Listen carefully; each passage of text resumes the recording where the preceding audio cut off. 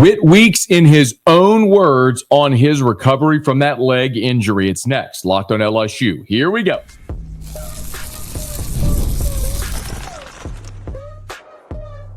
You are Locked on LSU, your daily podcast on the LSU Tigers. Part of the Locked On Podcast Network, your team every day. Okay, let's get it. It is Locked on LSU, your team every day. I'm your host, Matt Moscona. Thanks so much for making us your first listen. We are free, available wherever you get podcasts, of course, on YouTube as well. So please subscribe. As always, one of the fastest ways to help us grow is by leaving your comments below. So thank you for that. Today's episode is brought to you by FanDuel. Right now, new customers can get $200 in bonus bets when your first $5 bet wins.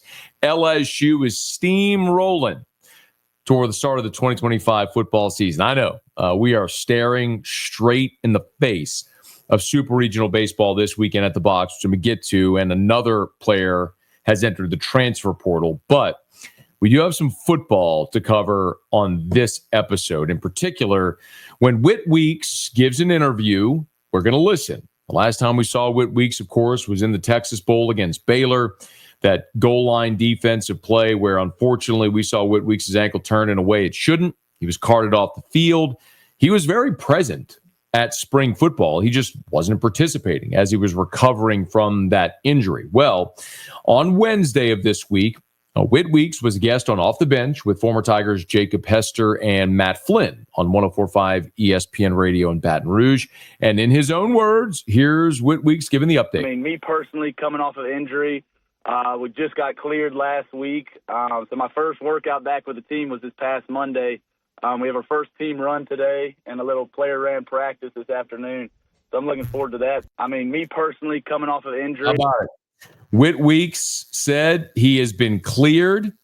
They have his first run on Wednesday, had his first workout with the team on Monday. So Whit Weeks off and rolling, back working out with the team, and he gave a percentage on his health. It's good.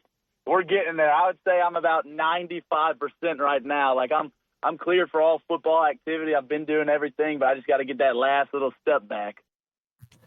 You know, every time I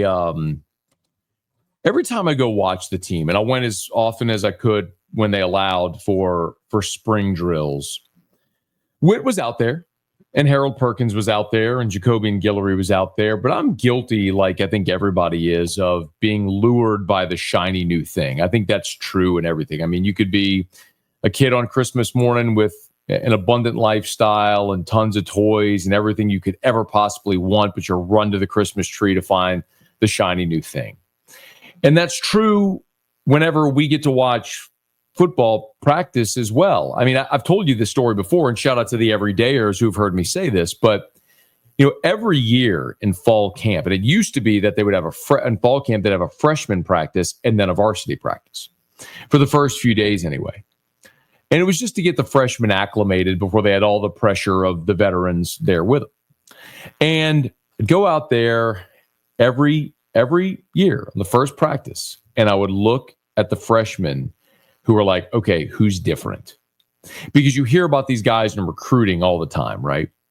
You hear about it for a year, 2 years. So these long recruitment processes, and they're finally there on campus in uniform practicing. It's like, who's different?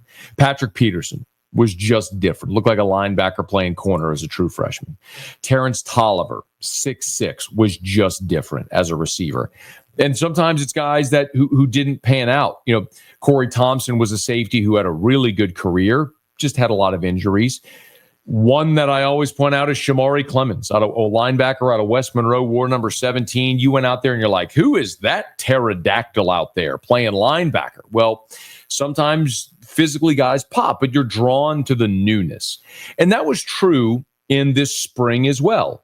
Going out to practice and like, I know what Garrett Nussmeier is. I wasn't watching Nuss. I wasn't watching Aaron Anderson or Xavier Thomas. I was watching Nick Anderson. I was watching the rotation on the offensive line. You know, defensively, how could you not be drawn to DJ Pickett at 6'4". I'll tell you straight up, Mansour Delane is the best cornerback on this team.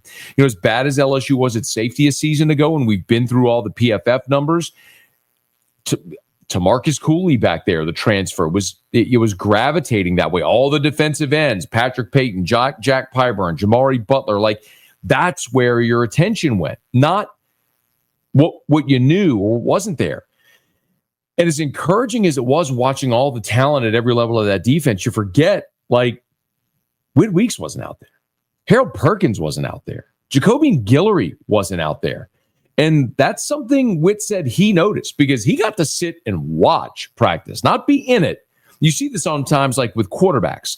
Maybe this is different, of course, but you see this sometimes. Quarterback maybe has a couple of bad series, those a pick. Coach says, hey, sit and watch. Take a breath, sit and watch for a series, and then go back in. Sometimes there's a benefit of just sitting calm, watching 10,000-foot view instead of being in it. And Whit Weeks effectively said that about this defense in spring. I'm more excited for this football season than I've ever been. I mean, I think our defense is going to be special this year. I mean, the dudes that we brought in on the transfer portal, they're all dogs. And, getting to step back and watch from the sidelines this spring, I think that our defense this spring was better than we were last season, and you're missing me and Harold out there. So it's a promising sight to see. It's objectively true. Listen, a year ago, LSU defensively was 61st in the nation. The year prior, they were in the 80s. When you look at scoring defense, or that was in scoring defense, you get total defense, they went from 108 in 2023, to top 50 a year ago. I'm sorry, top 60 in the 50s a year ago. So they went from bad to average, like right in the middle. I mean, there's 134 teams that play Division I FBS college football. So you went from the triple digits to the top half. It doesn't mean you're good. It meant you were not awful. So how did you go from not awful to elite? That's the challenge for the defense this year. And when you think about it, yeah, man, Whit Weeks is coming back for his junior season. Whit Weeks had more tackles in 2024 as a sophomore than Devin White had in his Butkus Award-winning season in 2018. Let that marinate for a minute. That guy's coming back. Harold Perkins is coming back off of injury for his senior season. And listen, we can talk about Harold Perkins and what's happened the last 2 years, and I get it. But finally, he's going back to his natural habitat. He's going to play the star position. He's going to play in space. It's the thing you and I and everybody have been clamoring for. I get why Harold Perkins wanted to play off the ball. He wanted to show the NFL he could be an every down linebacker playing off the ball. Well, guess what? That's not him. He's 6'1", 220 pounds. He's a cheetah. He needs to be in space, spying Bryce Young, turning and running with a running back. The interception he had against Missouri in 2023 changed the game, coming off the edge as a blitzer. What he doesn't need to be is caught up in the wash with 300-pound offensive linemen. You're putting Perkins in his natural habitat. Whit Weeks is back. Jacobian Guillory was your best interior defensive lineman a year ago. Now he's back in addition to Sadir Mitchell, a 350-pounder on the interior. Gooden, who's coming in from South Florida, a guy that was handpicked by Kyle Williams, a really good interior pass rusher. We talked about the 3 edge rushers that you got out of the transfer portal. You added in the portal at corner and at safety, going and getting Mansour Delane at corner, Tamarcus Cooley, AJ Halsey. You're better at every level of the defense than you were a year ago. You're more veteran and more talented at every level of the defense, from a defense that went from triple digits to top half. Now can you go from top half to top 30? And if you can go to be a top 30-ish defense, somewhere in the 20s, not saying be a top 5 defense, go be a top 30 defense. With the offense we're all anticipating, yeah, that'd be really good. And one other thing Whit Weeks said was he was asked about Kyle Williams, observe Kyle Williams coaching the defensive line. Oh, yeah, I've had a couple conversations with him, too. I think he's a great fit for us, and I know all the D linemen respect him and respect his football career. And I think he's a perfect defensive line coach for us. Maybe didn't have a ton to say because it's not his position coach, but it's going to be different. Listen, a year ago, Bo Davis elevated that defensive line room, despite the fact that you lost 3 players to the NFL draft. Remember, you lost Mason Smith, Mekhi Wingo, Jordan Jefferson, all to the NFL draft. Jacoby Guillory was going to be your dude. You brought in Gio Paez to play a shade. Guillory gets hurt. Paez has to play the nose. You have to kick inside Paris Shand, a freshman defensive end moving to tackle, and Ahmad Bro has to give you significant minutes. You had Dom McKinley injured. He didn't really get healthy until October, and still they were better on the defensive front. Now you're switching. You're going from space eaters freeing up guys like Whit Weeks to go make plays to dudes that want to be fast, strong, physical with their hands, get up the field, make plays. It's going to be different. Will it work? It remains to be seen. But the undeniable truth that it's inarguable. LSU, talent-wise and experience, is better at every single level of the defense. And yes, having Whit Weeks back, he may not be the shiny new toy, but he may be that muscle car that everybody covets. He may be that Ferrari and Ferris Bueller's Day Off that Cameron's dad had. Now, you don't want to kick that thing off the roof, you know what I mean? But like that car that everybody looks at and goes, oh my God, look at that thing. That, my friends, is Whit Weeks in this 2025 LSU defense. Fired up for it. Now, I'm fired up for it, but there's some odds makers who may not see eye to eye. There are now 4 early point spreads that have been released for LSU's 2025 season. We'll run through them next. Locked on LSU, your team every day.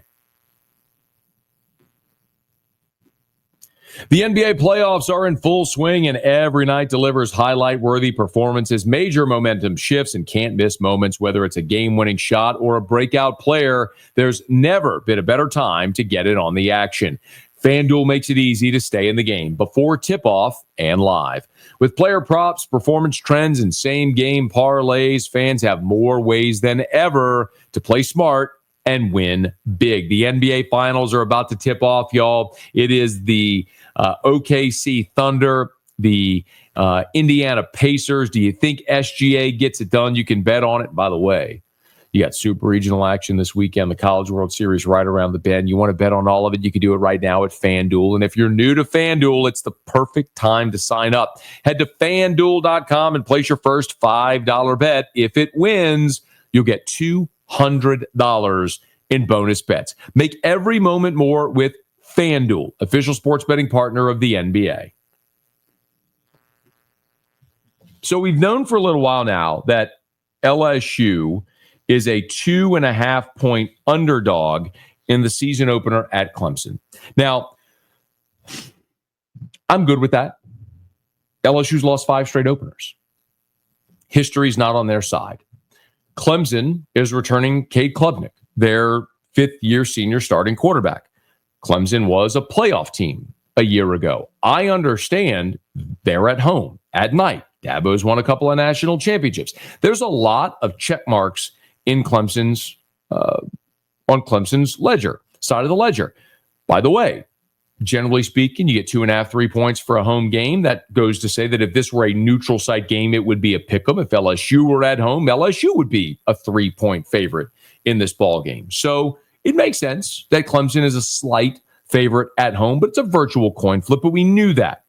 Well, of course, we are great partners here with FanDuel. There was another site that released some point spreads, but I would highly, highly encourage you whenever you do go place your bets, if you so choose to do so at FanDuel. There was another sports book that released 31 point spreads for the biggest games in college football after week 1. Okay, we've already known the week 1 line. So after week 1, 31 big games across college football, and 4 LSU lines have now been released. So we know now 5 early spreads for LSU football in 2025. I'll run through them real quickly.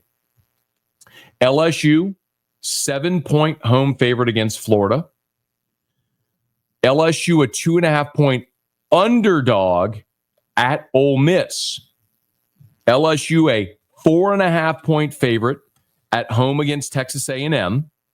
And LSU, a 6.5-point underdog at Alabama. So We know 5 spreads right now, and LSU is an underdog in 3 of them. At Clemson, at Ole Miss, at Alabama. Seeing a trend here. You look at the rest of the schedule, LSU will be favored in every other game. They will be favored at home against Arkansas. They will be favored at home against South Carolina. They will be favored at Vanderbilt. They will be favored at Oklahoma. LSU will be a favorite in every other game on the schedule, except those 3 road games we just talked about.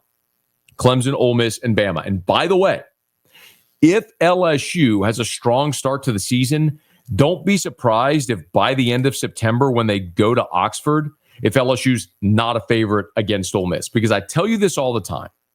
When I am projecting a season, I always look at 2 things primarily. Who has the fewest questions against the most manageable schedule. Those are that is where I start when I'm looking at how I'm going to project a season. A year ago, I looked at LSU. We talked about it a ton. You lose the Heisman winning quarterback. You lose 2 first-round picks at receiver. You lose your offensive coordinator, Mike Denbrock. You change defensive coordinators, although we figured it was an upgrade going from Matt House to Blake Baker. But you lost a ton. You lost 3 interior defensive tackles who we just talked about. Mason Smith, Mekhi Wingo, Jordan Jefferson. You lost a ton defensively and on both sides of the ball. And then you looked at the schedule and you go, okay, I understand why LSU's hovering around that 8.5 number. Maybe it's an 8-4, 9-3 type season. They fell on the negative side of that at 8-4 in the regular season. I got it. I understood that because of all the turnover LSU had. I look at this team and go, where's the questions? You have the leading returning passer in college football. You return your leading rusher in Caden Durham. You return your leading receiver in Aaron Anderson. You have added Nick Anderson, Berrien Brown, Bauer Sharp. You return Trey'Dez Green. Yes, you lost 4 starting offensive linemen, but DJ Chester returns, who was a starter for all 13 games. You have brought in Braylon Moore, a starter from Virginia Tech, who was all conference. You brought in Josh Thompson, a starter from Northwestern, who was all Big Ten. You look at the defensive side of the ball. We've talked about it. You've added players at every level of your defense that we just talked about. The only question that I have, there's 2. Can that offensive line gel? And you've added a couple of guys at safety in Tamarcus Cooley and AJ Halsey. Can they assimilate and make you better at safety where you were a total liability a year ago? Those are questions that you probably answer to the affirmative because you're not replacing them with unproven guys. You're just replacing them with new guys who have transferred in, but nonetheless, players who are more talented and accomplished than the ones that left, at least defensively. So I don't have many questions about LSU. And we've been through the schedule a bunch. There's some landmines. Every SEC schedule has them. But LSU does not go back-to-back road conference games at any point in the schedule. And each of their toughest games, however you would define the toughest games on the schedule, LSU gets either an open date or a breather before that game. Like Clemson is the season opener. So you'll have all of fall camp to prepare for that game against Clemson. You want to talk about the game where you're an underdog against Ole Miss? The week before, you play Southeastern Louisiana. You play an FCS opponent the week before that. When you go to Alabama, the week before that, you got an open date. You want to look at the end of the season when you got to go to Oklahoma. The week before that, you play Western Kentucky. The point is, the schedule actually shapes up well for LSU in 2025. Listen, I'm not a sunshine pumper. I'm wearing an LSU shirt. I went to school there. I love LSU. I want them to win all the time. But if you've listened or watched any of my content over the years, you know this about me. If they're good, I'm going to tell you I think they're good. If I think they're bad, I'm going to tell you I think they're going to be bad. If I think they're going to win, I'm going to tell you. If I think they're going to lose, I'm going to tell you. And you may not always love what I have to say, but I'm going to be honest. You're never going to leave this show going, man, I think Scone's trying to pull one over on me, or, man, I wonder what Scone thinks about that. I'm honest. It's the only way I know how to do this. And I'm telling you, LSU's roster, I think, is a top 5 roster in college football. I can't tell you 1 to 85 what Ohio State has or Texas man for man with LSU, but I'll tell you, I would put LSU's roster, especially because of where you start with quarterback, up against anyone in the country. So I think by the time you play Ole Miss, you're going to be favored. And I think Alabama's going to lose 4 games this year, and I wouldn't be surprised by the time LSU goes to Bryant-Dennehy Stadium in November, LSU might be a 1-loss football team going into that game as a favorite or maybe close to a pick 'em. Don't be surprised if it happens that way. We'll learn more as we get closer to and through the season, but I'll continue to say it. I don't need LSU to go undefeated. I don't need them to beat Clemson. I don't need them to go 12-0. I need them to go 10-2 and get in the playoff. You go 10-2, get in the playoff. Let's see what that draw looks like. And here's hoping they make a run because they're capable. It's the best team Brian Kelly's had. Listen, you don't take my word for it. Listen to what Brian Kelly said last week when he was at SEC spring meetings. This is the best roster we've put together since I've been at LSU. And it takes time to put the roster together. Nobody has time for that. I get that. But we've developed our players, younger players in our program. We've taken some licks because of it. And we added some veteran players. So my eye is that this is the best roster we had. Now we got to go prove it. It's the best roster he's had. It is the best roster that he's had at LSU. And you have a manageable schedule. Go 10-2. Go 10-2, make the playoff, and let the chips fall where they may. Another LSU baseball player has left the team. We'll talk about him next to wrap up Locked On LSU, your team every day.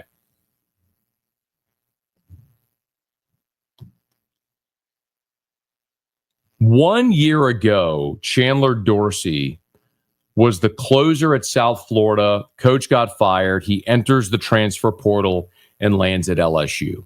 On my radio show After Further Review, 1 year ago, last June, I had the chance to talk to Chandler Dorsey about his decision to come to LSU and what he thought his role would be with the Tigers in 2025. Give a listen. As of right now, obviously I was a closer last year. I never got the opportunity to start, sadly. Going every year is kind of like, hey, you're going to be our closer. I was fine with it. I loved closing. But going into this year, I've added a few pitches to my arsenal, and I'm going to make strides in my development. And, if it's a possibility, things are looking good. I might be able to start. I always have closing, being a relief pitcher, and in my back pocket if that's what I need to do to help the team win. But, whatever happens, I'm excited to be on the mound. Man, with context of how this year played out, that's a tough listen. Chandler Dorsey's a guy who spent 2 years at South Florida. In 2024, he threw 30 innings out of the bullpen, was the closer for the Bulls, had a 3.60 ERA, struck out 41 in 30 innings pitched, struck out 41 in 30 innings pitched, more than a strikeout per inning pitched, walked only 16, came here thinking, man, might have a chance to be a starter. And obviously it didn't work out that way. As a matter of fact, on the season, Chandler Dorsey made just 5 appearances, throwing only 5 innings, and never had a single outing in SEC play. For an LSU bullpen that struggled the way this bullpen did throughout the year to find guys who could consistently throw strikes, for Chandler Dorsey to only get 5 innings speaks volumes about how he fit. Now, Dorsey's the 5th player to leave the program here in this portal cycle.